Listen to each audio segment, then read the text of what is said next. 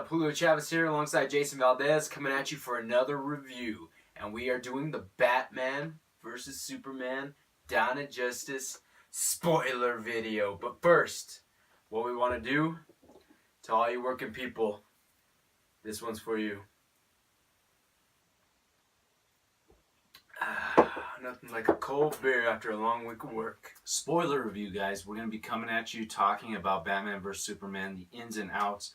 So if you have not watched the movie and you don't know what it's about or what's taking place, the big spoilers, do not watch this. Go back, watch some of our other videos, and then come back and watch this after you've watched Batman vs. Superman.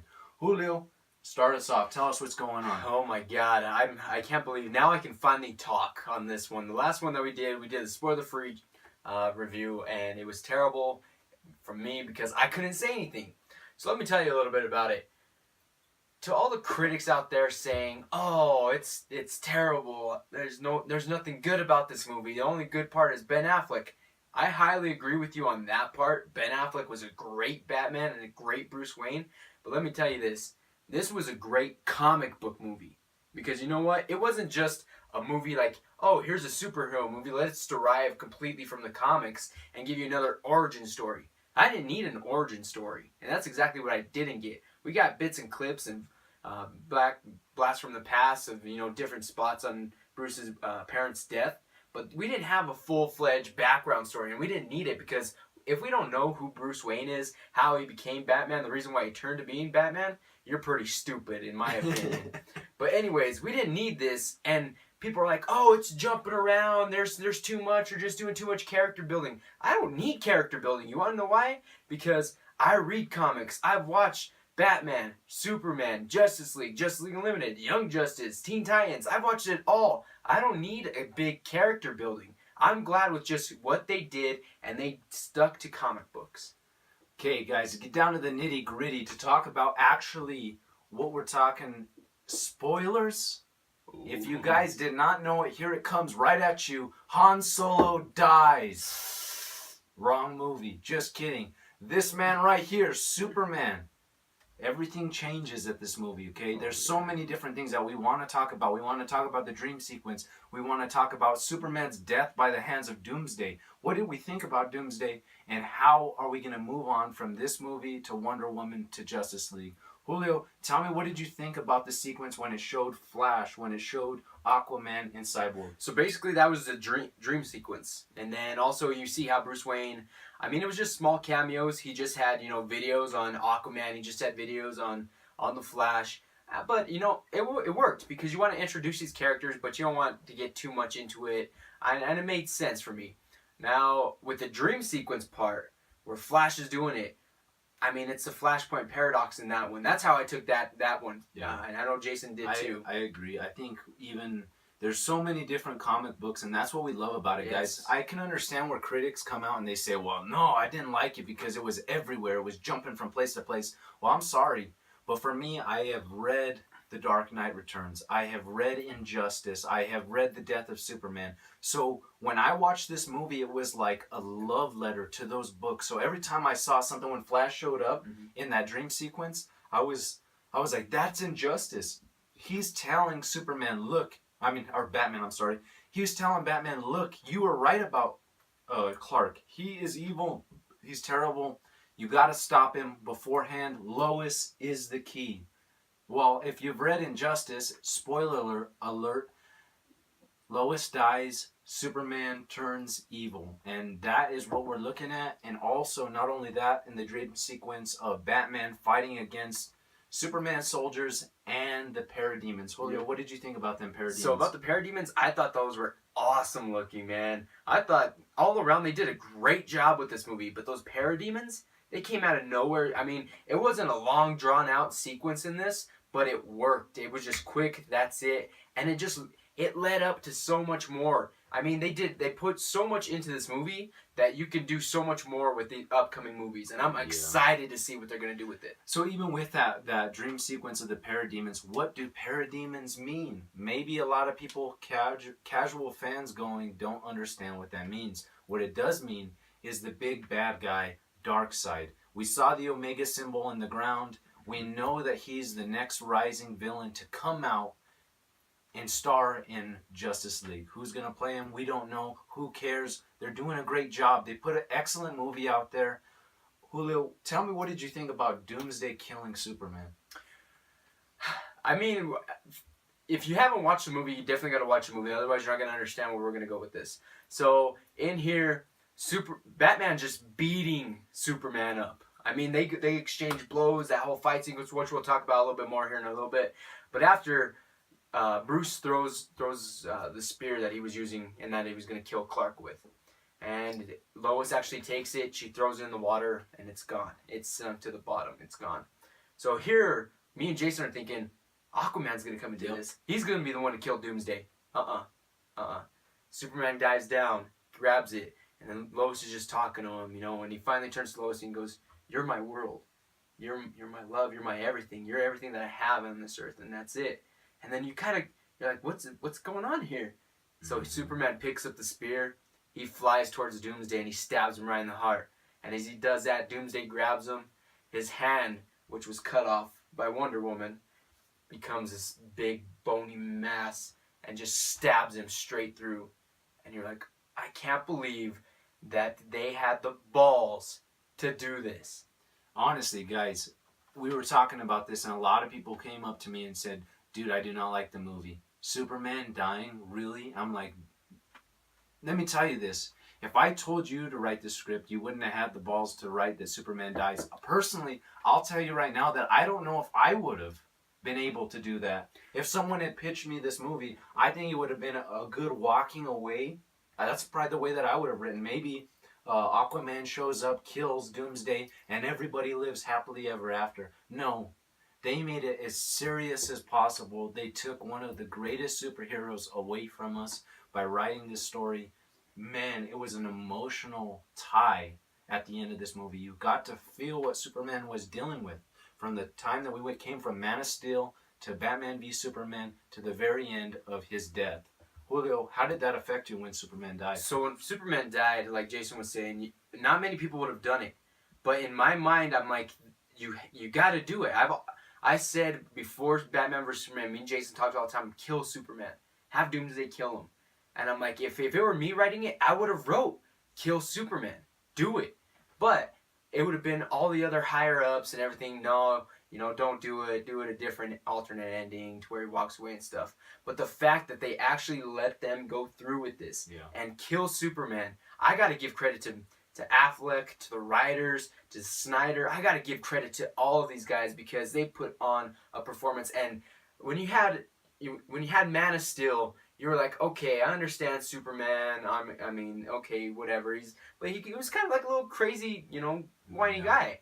But now in this one, you're so emotionally invested into the story of Superman. Let me do a little rant real quick, guys. Everybody is talking to me about, man, the beginning of the movie was slow. The beginning of the movie was slow, but I love the fight scenes. Let me tell you, you're a regular fan. You're just going out there, you're just watching the movies, and that's fine. I have no hate against you. Continue to go watch movies. Continue to enjoy those battle scenes, but please do not tell me it was not a good movie. Because let me tell you something. Those people who don't know what this movie is called, it is called Batman v Superman. And what that stands for is a battle within a court of law. It doesn't have to do with one pinned against the other in the same of a collision of a fist fight. It's not about that. So what this movie does so well is it shows scenes to where when Bruce is talking about the situation, when he's saying, no, he brought the war to us 2 years ago with what happened in Metropolis, okay? You start getting on Bruce's side and you start feeling for it. Man, I hate aliens, man. Maybe aliens shouldn't be here on Earth. We shouldn't trust Superman. But then it gives you another scene where this woman is on top of that house and she's crying and she's reaching out to her savior, who is Superman. Superman saves that girl in Mexico, the Day of the Dead. Superman goes to the court to answer for what he has done. An explosion happens. People die. Just like this story that his father tells on the top of that mountain. I know I'm ranting right now. Continue to listen real quick. His dad talks about this night came and this flood came and we worked so hard to save the horses. We converted the water. We worked so hard that my mom cooked me a cake. And while I ate that cake, little did I know, but the water was going down to another Farm. another farm. And he says, and those horses drowned while I sat there eating my cake. He thought what he was doing was good, and his intentions were good. Like Superman's intentions are always good.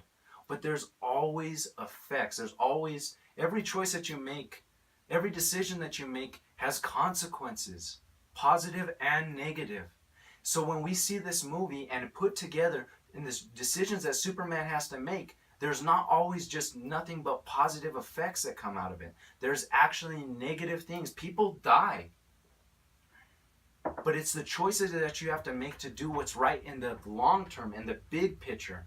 Julio, what do you think about, how did that affect you when everybody hated Superman, although that he was trying his best to save the world? I mean, you definitely get that character building, and it forces you, like you said, you see Bruce's side, and he's like, you know, you hate these aliens, you don't want them here. This alien shouldn't be here because look at all the devastation he brought to this earth. In just one battle, he wiped out a complete city. But then you see Superman's side. You see in that when he's in the Senate answering, you know, what he's done for, and then it explodes. And you just see him. That's the part that caught me, is you just see him closing his eyes and kind of shaking his head because he knew this backlash was going to come back on him. And you feel sad for Superman. You're like, man, you know, Lex Luthor and everyone else don't want him here. He's not welcome. He's an alien. He's not from Earth. He's not one of us. And that's the whole thing, is he's not one of us.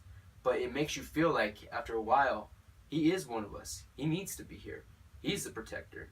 Yeah, I mean, at the very end, he talks about, this is my home. Mm-hmm. You know, from Man of Steel, honestly, I didn't like it in the beginning, but things changed after this movie because it brought me full circle. It showed me Clark's story from him becoming Superman. In Man of Steel, he had only been Superman for a day. And all you guys are hating on him because he broke Zod's neck because he was trying to save somebody. You guys weren't complaining when Batman was flying through the streets, stomping on people, breaking people's necks. All you people weren't crying about that. You're like, man, this is the best Batman ever. It's a different story. It's a different universe. Take it like that. Take it as a new story. It's not going to be exactly like the books, but at the same time, it's going to be enjoyable enough and new. Mm-hmm. If I wanted a movie about exactly what the book did, I don't need it. I already read Injustice. I already read The Dark Knight Returns. I've already read The Death of Superman. I don't need it. I need something new, something fresh. And Batman vs. Superman brought that to us. Yep. And not only did they bring it to us, but they based it off those comics. They stuck to, there's these little points, like, if you haven't read The Dark Knight Returns, when Superman is actually facing off against Doomsday, it's not in that part, but when Superman's facing off against Doomsday here in Batman v Superman, and he flies him up, they send a nuke to get rid of Doomsday, but they knew the collateral damage was Superman's more than likely going to die. And it explodes, boom. And you see him. You see Superman's face all jacked up. He's shriveled up because he got nuked. And that stuck to The Dark Knight Returns. Like I said, you had the Flashpoint Paradox. You had Death of a Family when Robin is dead. You had so much injustice. You had all of this. But let me rant a little bit here about Ben Affleck's Batman. You got to rant about Henry Cavill's Superman. I'm going to rant about Ben Affleck's Batman because who doesn't love Batman but me? I love Batman. And let me tell you what, this was awesome. His Batman was amazing. But here's the thing, I've been hearing a lot of hate because, oh, Batman has guns. Batman's over here killing people. He just doesn't care. Exactly. Because he's been in it for 20 years. He's seen collateral damage. He knows. Look at Jason Todd. The reason what flipped him is because of what happened to Jason Todd. So now he knows. He's like, you know, he thinks about it. He's like, yeah, I might not just stand there point blank and shoot somebody in the head. I'm not going to do that. But he thinks of tactical ways. And the way I bring it out is because when Batman was squaring off and saving Clark's mother, Martha, he had a choice. He was holding the gun. And the choice that I saw is he can either shoot that guy right in the head or with the flamethrower he can shoot it. Yeah. And what does a classic Batman do? He shoots that flamethrower because that's not on him. He didn't. Yeah. He didn't tell that guy to go wear the flamethrower. He didn't tell that guy to be here. That guy chose. So what did Batman do? He didn't choose to kill him, but whatever the repercussions were, it was on him. It was on that guy, because that's who Batman is. And they brought a completely different spin on Batman on this, and it worked amazing to me. So guys, Wonder Woman was amazing, Batman was amazing, and Superman was just mind-blowing. I mean, everything came together. We really enjoyed it. Julio, before we leave, I want to ask you one question. What was it that you disliked about this movie? So I told you what I disliked about this movie, and I'll bring it up a little bit, is when Ben Affleck was playing, of course, Bruce Wayne, and he's in there talking to Lex. You had that whole, kind of talk between Lex, Bruce, and Clark, and then the whole reason why Bruce is there is to steal some information. Yeah. So he goes down to the bottom of the stairs. There's people walking back and forth. This is what I hated. There's people walking back and forth in front of this computer room. Nobody's in the computer room, and he just nonchalantly walks in there, plugs this thing while people are still walking by, and then he goes back out. And then what happens, he comes back down, and Wonder Woman takes it. Like, he doesn't do this. Why are your computers in your kitchen, you idiot? Who wrote that? Hey, that was terrible. How about we put these giant computers right next to the kitchen? With tons of information, like secret information. I don't know. But, and in my opinion, it was, I hate to say it, but Bruce Wayne wouldn't have done, a real Batman and Bruce Wayne, they wouldn't have done that. That was done half-assed, in my opinion. So that's my opinion. One thing that I don't like, guys, and just like a lot of critics are disliking, is it is a little glitchy. It does jump from one spot to the next. There's a scene where Batman, just like what you were talking about, Batman's talking about, well, I'm going to have to break in and get into Lex's place. And Alfred tells him, well, luckily you've been invited. And then it cuts to some random scene where it's Bruce and he stares at the bat costume, and then he walks and he sees the Robin costume, and then it's at the party. It's like, why did you do that? Why did you put that in there? We didn't need it, but you still threw it in there. So a little misplaced, and it is a little glitchy. It jumps from spot to spot, and that's the only weakness, in my opinion, of this movie, because this movie made me love Superman. It made me love this new Batman and Wonder Woman, and it makes me excited for the next movie that's going to come. Yeah. A lot of people are hating on Zack Snyder. They don't want him to be the new director of Justice League. Leave him alone. Nah. I want him there, man. I want him there. Let me tell you 2 reasons why. Man of Steel was excellent. Comic book movie. 300 comic book movie. You might not know it, but it's a comic book movie, and it was done excellent. Watchmen. A lot of people hate on it, but that is one of the most pure done comic book transition from the book to the movie. Watch it, read it, find out for yourself. Don't just talk to us, don't just listen to us. Find out for yourself. Continue to read books. If you haven't read them, hit us up. We'll recommend a ton for you guys. Watch this movie. Julio, take us away. All right, guys. I'm going to do one more plug for you. I'm still looking for somebody to challenge me against my belt, because who's the champion, Jason? Who is it? Say it. Say it. I'll say it for you. I'm the champion. So, Julio's got 2 fights coming up. We're still deciding on whether it's going to be a 3-way battle for the belt, or he'll take on them on separately. You tell us what you think. If you want to see the 3 battle it out, it's blood. That's the only way that this is going to be solved. I told Julio the only way that he's going to be dethroned is by his own blood. We're bringing both of his cousins, and they're going to come, and I've already talked to them. They have agreed. They're ready to battle. I ain't afraid to back down, but you know what? I'm not going to back down. Whoa. You chill out there. It's going to get exciting, guys.